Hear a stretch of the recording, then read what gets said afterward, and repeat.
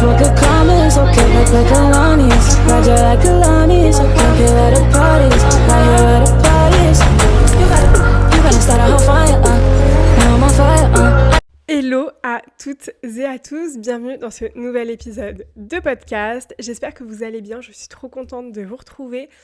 Pour celles et ceux qui me regardent sur YouTube, j'étais très contente de me mettre ici pour filmer parce que j'ai acheté un logo, n'importe quoi, un néon leader, que je trouvais ça hyper stylé parce que j'ai vu des setups de podcast trop beaux avec des néons, sauf que quand je l'allume et que je filme, évidemment, on ne le voit pas.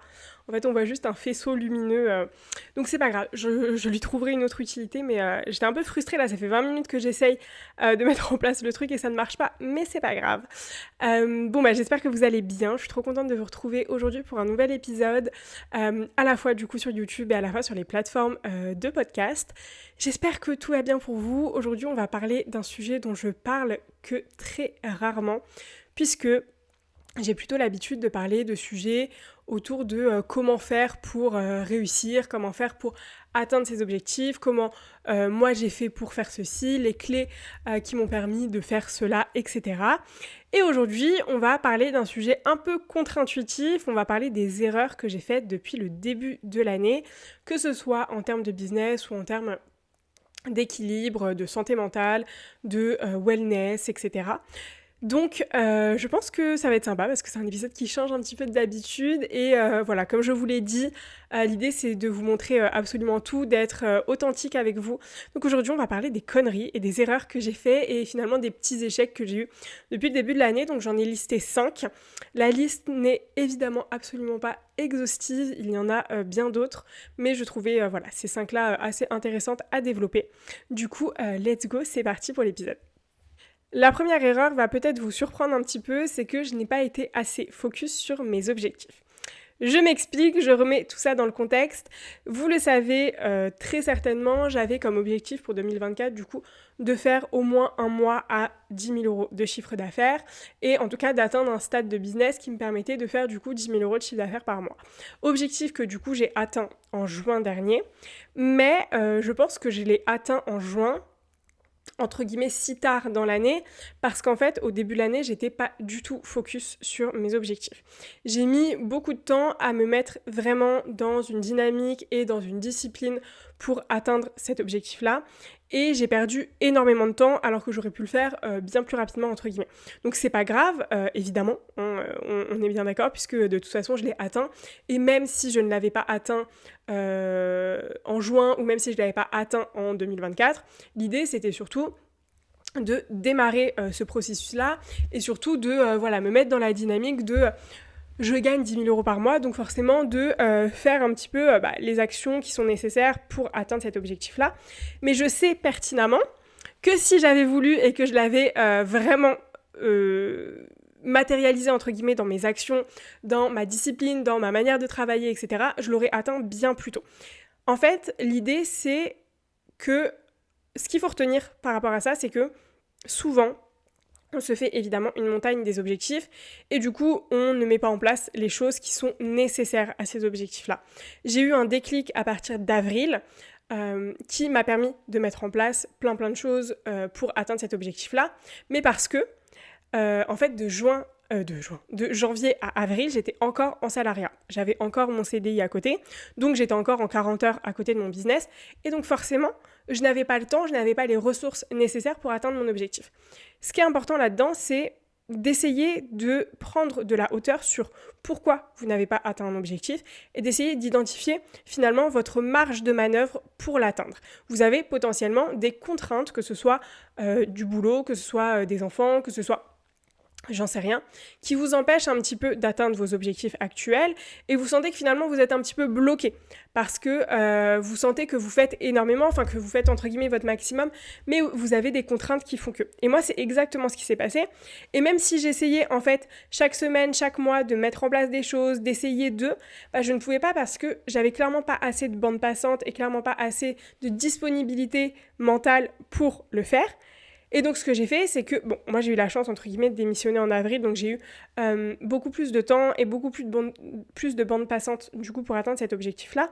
Mais ce que je veux vous dire, c'est que même si vous êtes toujours sujette à ces contraintes-là, il faut essayer de trouver des astuces pour atteindre et avancer, en tout cas, vers vos objectifs. Typiquement, si vous qui m'écoutez, vous avez un boulot à côté de votre business, si vous avez des enfants, si vous avez des contraintes, peu importe quelles qu'elles soient, un parent à s'occuper, j'en sais rien, il faut essayer de trouver finalement des astuces pour quand même avancer vers votre objectif.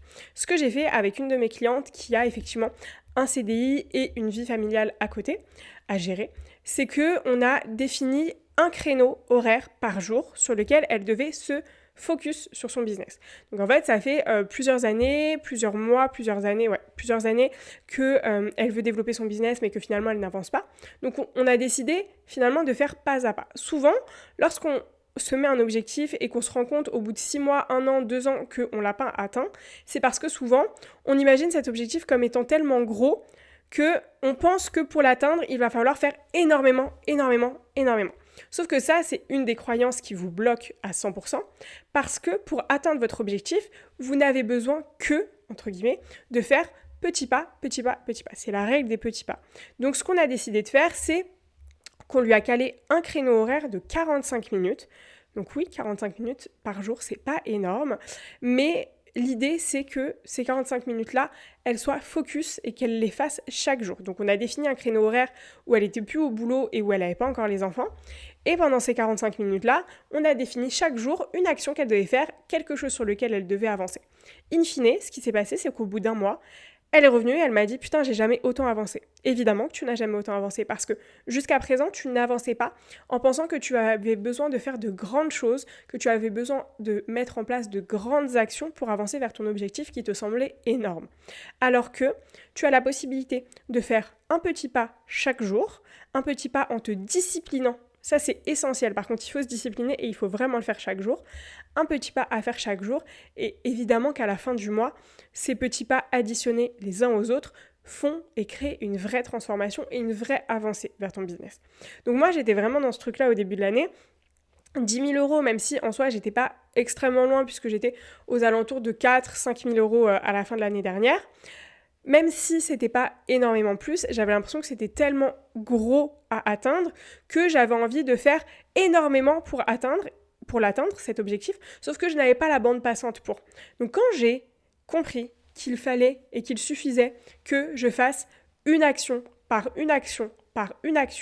aussi petite soit-elle, mais que je le fasse de manière récurrente, que je le fasse de manière régulière, que je sois disciplinée dans ces actions-là, et en fait, l'objectif, il s'est approché tellement rapidement finalement que j'ai pas compris ce qui se passait.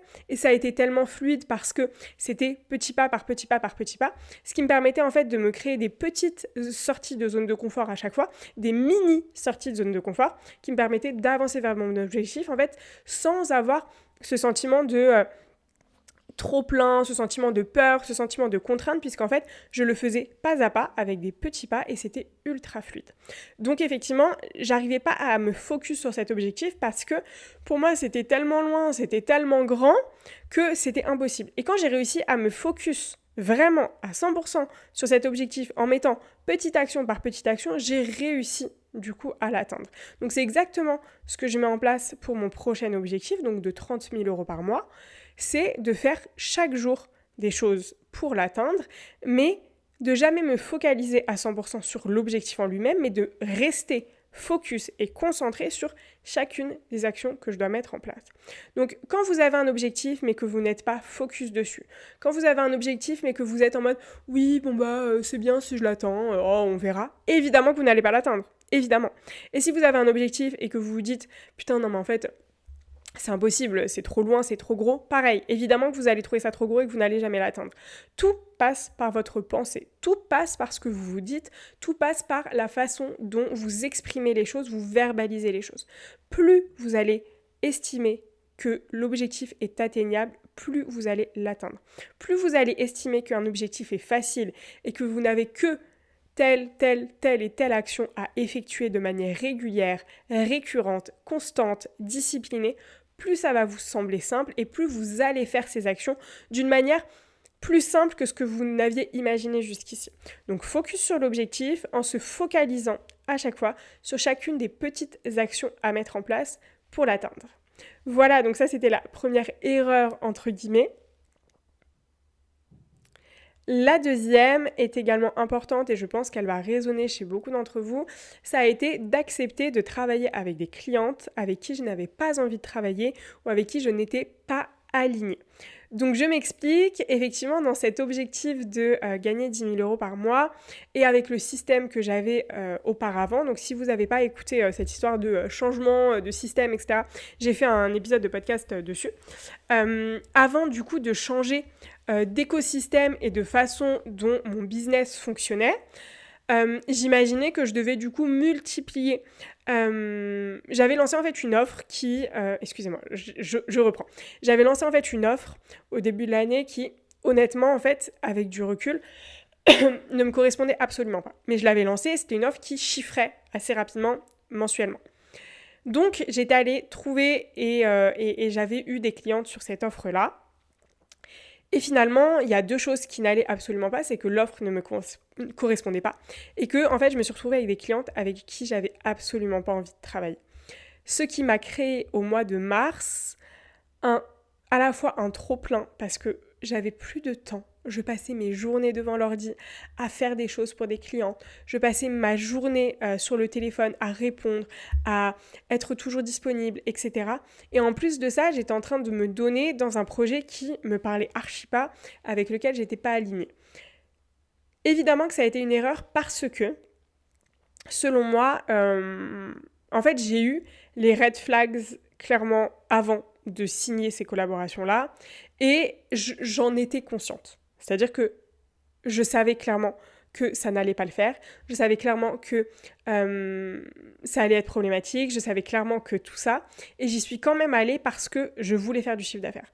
Et en fait, l'erreur, elle est là. L'erreur, elle est d'accepter de faire des choses en connaissance de cause, donc en sachant pertinemment que ça n'allait pas me convenir, que ça n'allait pas me plaire, et in fine que ça n'allait, quoi qu'il arrive, pas plaire à la cliente, puisque j'allais pas être dans le bon mood, j'allais pas être dans la bonne énergie, donc j'allais pas délivrer ce que j'ai envie de délivrer.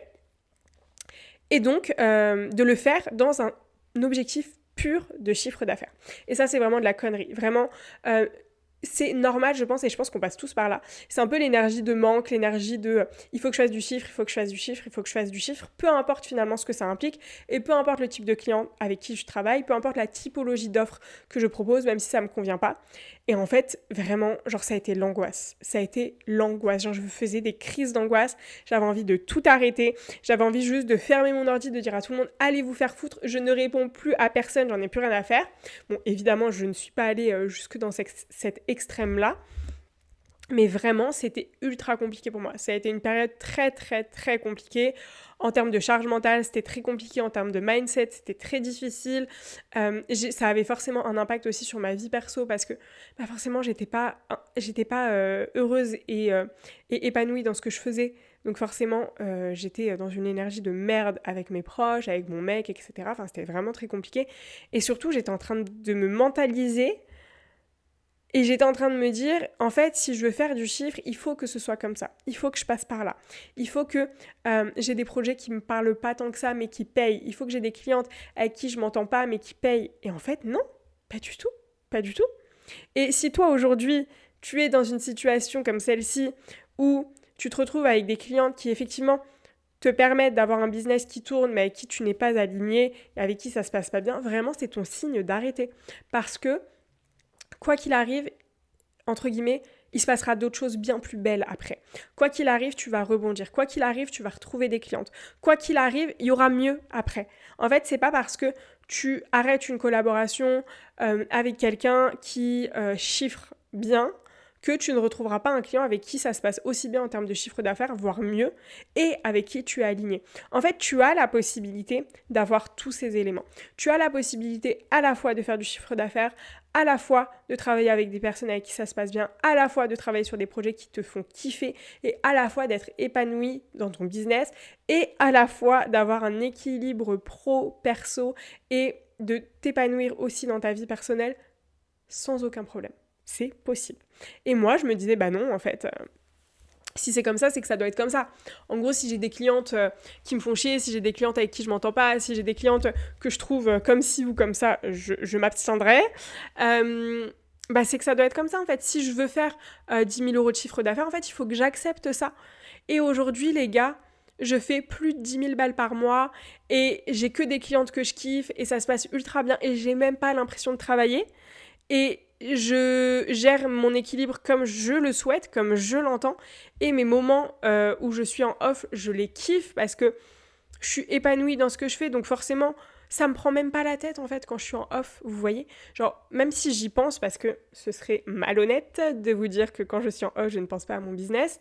Mais quand j'y pense toujours de manière positive. En fait, j'y pense parce que je vais avoir une idée, je vais avoir quelque chose qui me vient, que j'ai envie de développer, etc.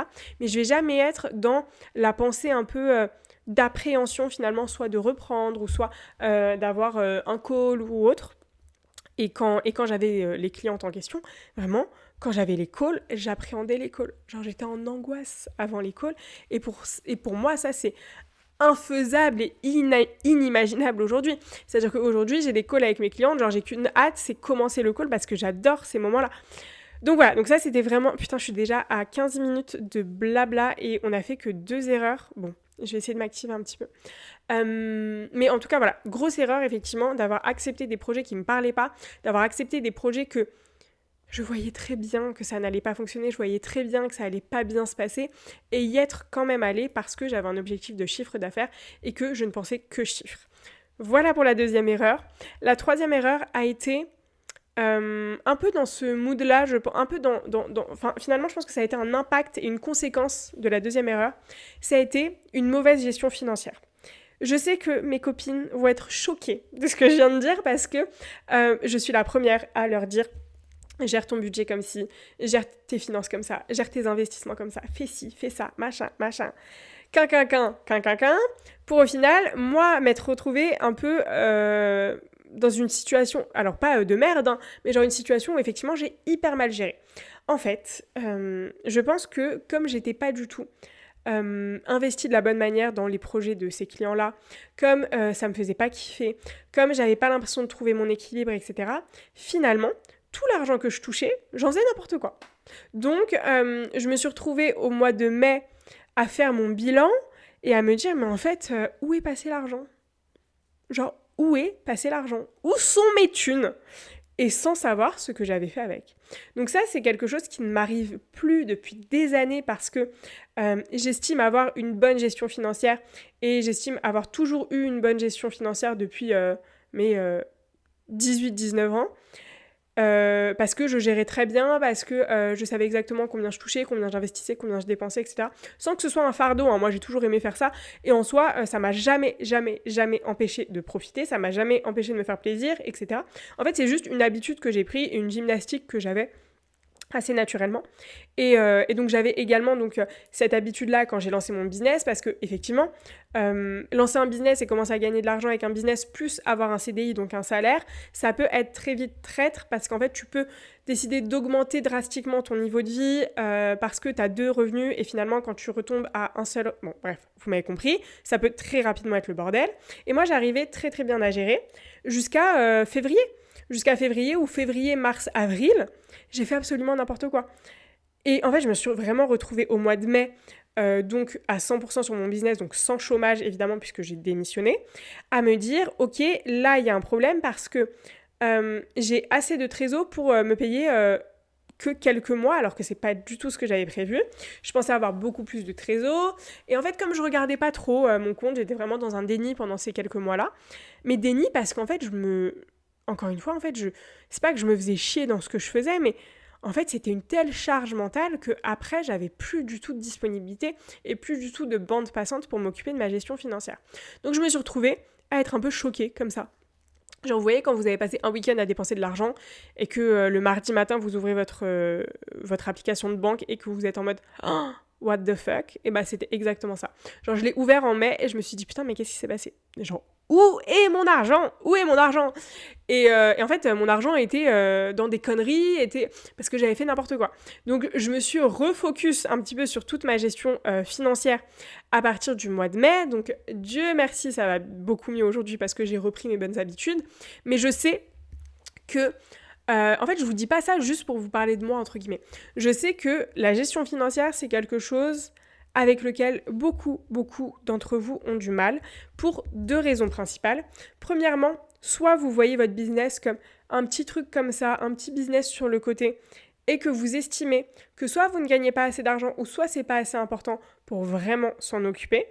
Ou soit, en fait, vous n'avez jamais eu l'habitude du coup de mettre en place une vraie bonne gestion financière et donc c'est finalement une contrainte pour vous de le faire. C'est extrêmement important. C'est tout autant important que le fait de faire rentrer de l'argent. Le fait de vous occuper de votre propre argent, de l'argent que vous avez durement gagné, est tout aussi important que de le gagner. Vous ne pouvez pas vous donner corps et âme, faire plein de choses pour créer du chiffre d'affaires, pour faire de l'argent, etc. et vous retrouver à faire n'importe quoi avec cet argent-là. Encore une fois, pour moi, n'importe quoi ne veut pas dire se faire plaisir et dépenser de l'argent. Je suis la première à me faire plaisir. Pour celles qui me connaissent, vous savez très bien. Enfin voilà, moi quand on part en week-end, quand on part en vacances, vraiment on est les premiers à se faire kiffer. Moi j'adore les fringues, j'adore les chaussures, j'adore les sacs. Enfin voilà, il n'y a aucun souci avec le fait de se faire plaisir. Il faut juste que ce soit dans une démarche raisonnée et raisonnable et surtout dans une stratégie globale de gestion financière qui est cohérente par rapport à vos objectifs. Si vous avez envie d'investir, si vous avez envie d'acheter, si vous avez envie de faire fructifier votre argent, évidemment qu'il va falloir mettre le nez dans votre argent, dans vos finances et voir comment vous pouvez le gérer. Il y a un truc que je dis souvent à mes clientes, c'est qu'elles ne mettent pas assez le nez dans leur merde. Elles ne mettent pas assez le nez dans ce qui ne va pas dans leur business, que ce soit les stratégies, que ce soit la com, peu importe, ou le travail de fond. Bah, c'est exactement la même chose pour la gestion financière. Vous n'arrivez pas à mettre le nez dans votre merde. Donc aujourd'hui, vous allez mettre pause, là, si vous m'écoutez, et mettre pause si vous me regardez sur YouTube, et vous allez aller faire vos comptes, vous allez aller regarder. Je rigole, évidemment. Ce que je veux juste vous dire, c'est essayer de mettre en place vraiment ces habitudes-là. Ça peut être fait de manière archi cool. Moi, je sais que j'ai un super joli tableau sur Notion sur lequel je gère toutes mes finances, etc. Et en fait, je me cale 1 heure dans le mois et je fais le point, et c'est tout. Et en fait, c'est pas si compliqué que ça. Je pense que vous êtes... Enfin, dans le sens où je pense que vous n'avez pas 6 millions à gérer, vous n'avez pas... Enfin, peut-être, et je vous le souhaite, mais ce que je veux dire, c'est que globalement, en 1 heure, vous pouvez grave le faire. Moi, je sais que, voilà, comme je vous ai dit, je prends 1 heure, 2 heures max, si vraiment il y a eu beaucoup de choses, etc., dans le mois, pour avoir une bonne gestion financière sur une durée qui est indéterminée, finalement, parce que c'est une habitude que je prends, c'est une habitude que j'ai prise et que je vous conseille réellement de prendre, et qui peut vraiment vous aider. Si jamais vous avez trop de difficultés par rapport à ça, il y a des gens dont c'est le métier, il y a des gens qui sont conseillers en gestion financière, conseillers en gestion de patrimoine si vous avez un patrimoine, et allez parler avec ces gens, allez vous intéresser à ce qui est possible, allez vous intéresser à comment gérer votre budget. Il y a des gens qui sont vraiment spécialisés dans la gestion du budget, etc. Donc allez faire appel à ces gens-là si vraiment vous n'y arrivez pas. Si vous voulez qu'on en discute comme ça un petit peu, parce que vous êtes dans la même situation que moi, etc., franchement, venez en DM, écrivez-moi un message, ce sera avec plaisir qu'on en discute.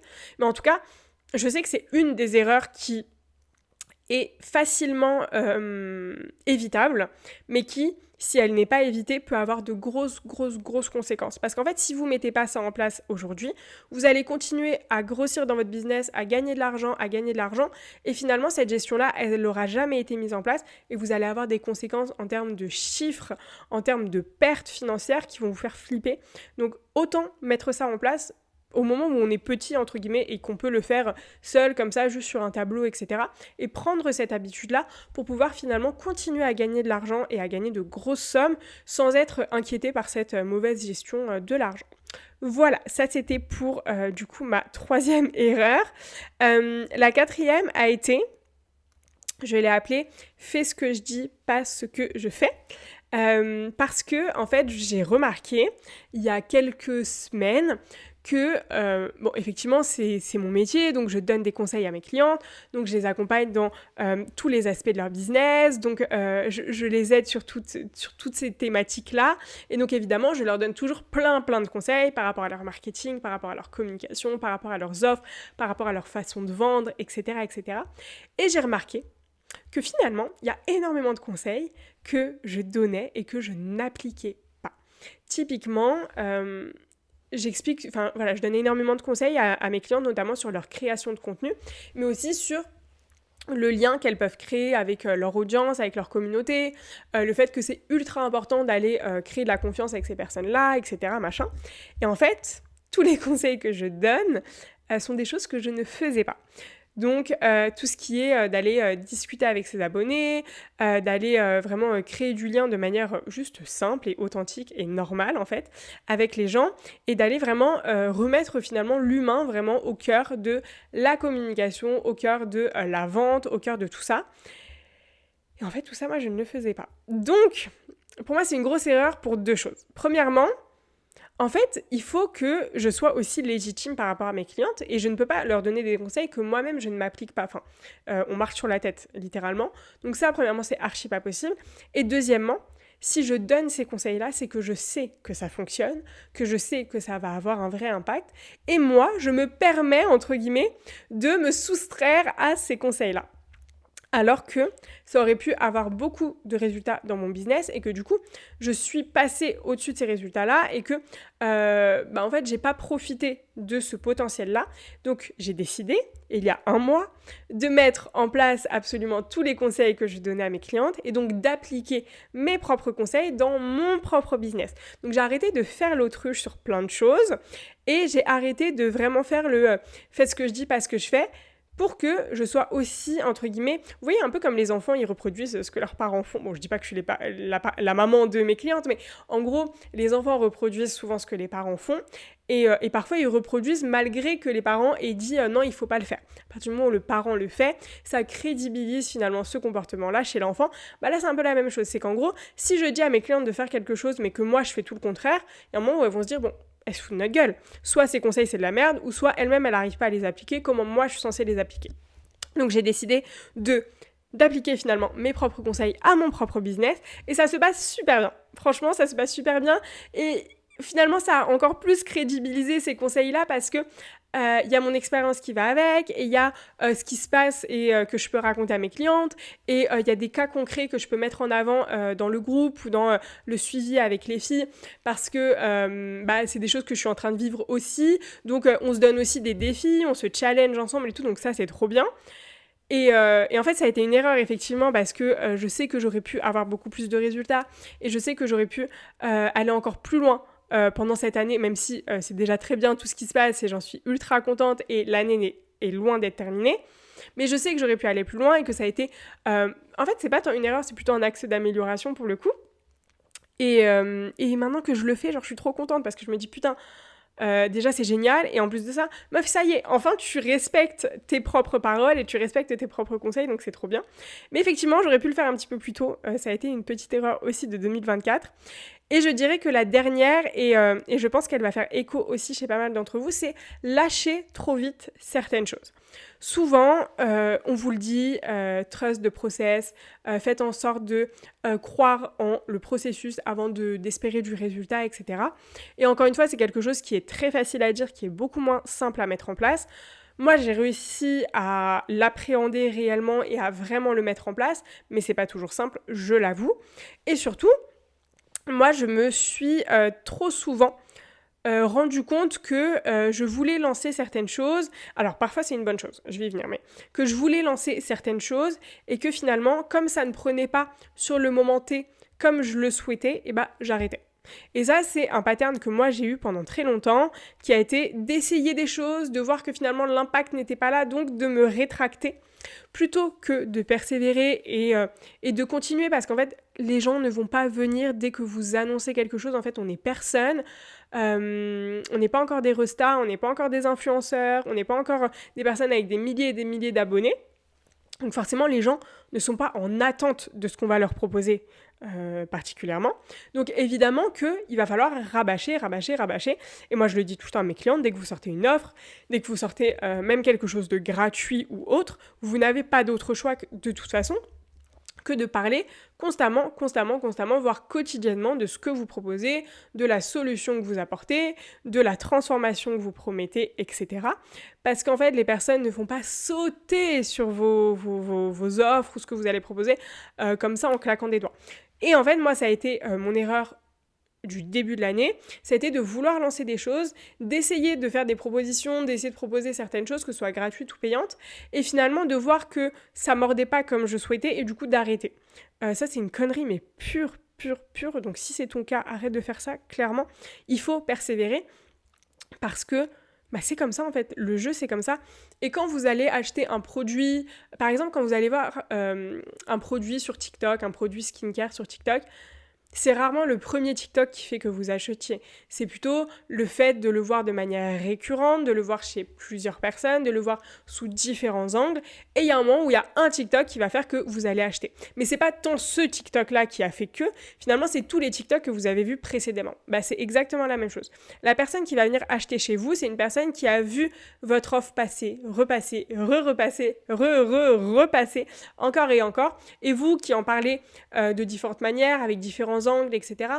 Des personnes qui en parlent aussi peut-être pour vous, que ce soit des clientes, que ce soit des personnes qui sont satisfaites, que ce soit des influenceurs, si vous faites appel à des influenceurs, peu importe.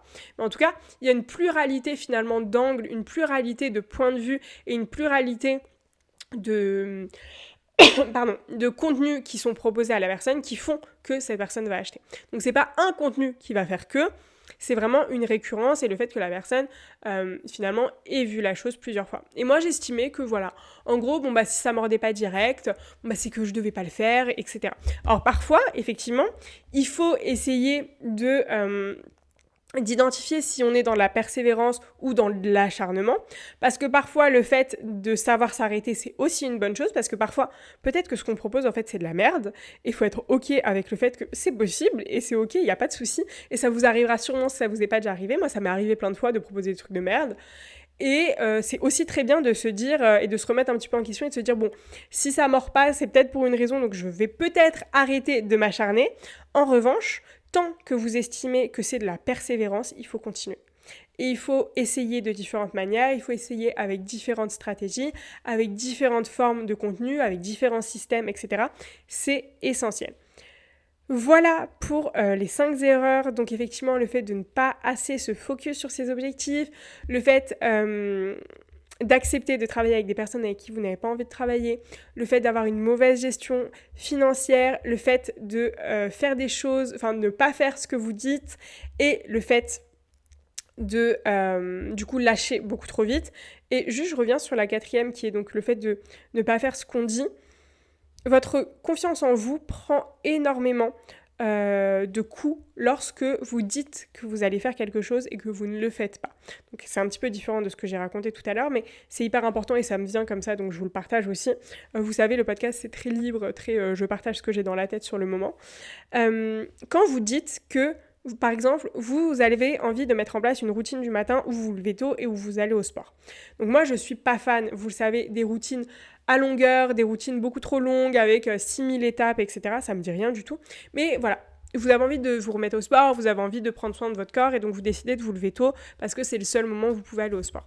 Donc vous vous dites, ok, c'est parti, à partir de lundi, je me lève tôt et je vais au sport. Et lundi arrive et le réveil sonne et vous appuyez sur stop et vous vous rendormez et vous n'allez pas au sport. Et donc vous vous réveillez, vous n'êtes pas allé au sport, etc., etc.